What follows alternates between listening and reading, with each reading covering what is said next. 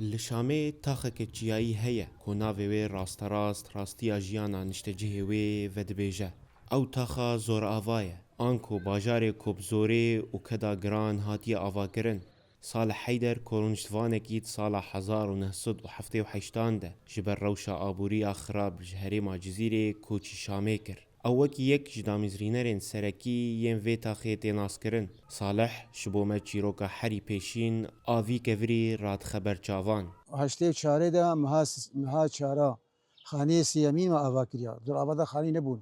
Ev derqelaj bûn, cihê heywanata bûn, tiştek li vir nebû. Yani zehmetiya gelekî hebû. Heta me ava kir. Lazim e êvarî avakirî bana sibî tê de bana. Ne tê de bana beledî hat xirat kir. Lazim e ketbanê da. Navê zorava çi hat? Navê zorava netîca wê ne teab bû. Yani feqîrî bû, rê nebû, tiştek nebû, rê herî bû. Yani heta got şubane te bloka xebirbana saedekê te bloka dibire.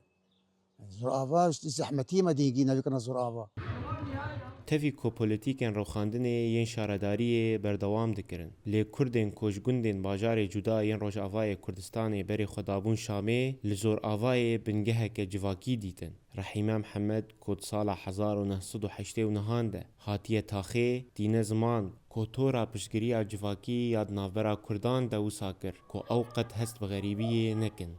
آفت النبو كهرباء النبو ما قالك عذاب تيدي ما قالك قحر تيدي بس خوش بناوي دكردي ما تيدبون أهلي ما تيدبون أم حسيان مقش أهل وناس يعني أم هات زرافة من حسيان إنه أم الغريبين أبدا يعني مع إنه نا برا ونا خواه ونا ديل فيدكيبو بس الحمد لله يعني ما ناس وأهلي خديتن بجيرانتي خوا بباشبونا وان بدلي وان سر مديشا دلي ما سر هفدو ديشيا کوچبربونا کوردان بر به پایتەختê ve ne tenêş bo dîtina derfetên kar bû. Lê wekî rûniştvanên taxê dibêjin ew encamên polîtîkên sîstematîk ên Partiya Başê bûn ku herêma Cizîrê ji aliyê aborî û geşepeydanê ve piştguh dikir.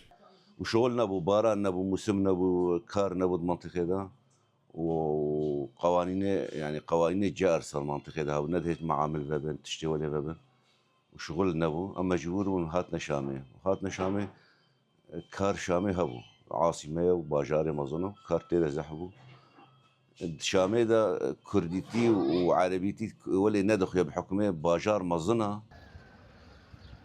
îro zorava ku wekî wadî li meşarîዕ di nava pelên fermiyê hikûmetê de tên nasîn bûye helêmeke qelbalix û bi hezaran karker û xwendekarên Kurd dihewîne. Li gora amaran zêdetirî ji 150,000 kesî li vê taxê dimînin. Em vedgerin ba Salih yê kolkolanên asê yên taxê dinêre, kolanên ku wî bi xwe parastina kevirên wan dikir. Tevî nebûna dibistan û nexweşxaneyan. Rûniştvanê zorava hîn jî li vir rûniştîne û nasnameya xwe ya çandî diparêzin. Ew nîşan didin ku keda şevên tarî yên avakirinê bûye dîwarekî polat ku zorê li piştguhkirina Şamê dike û mafên hebûnê li dilê paytextê diparêze.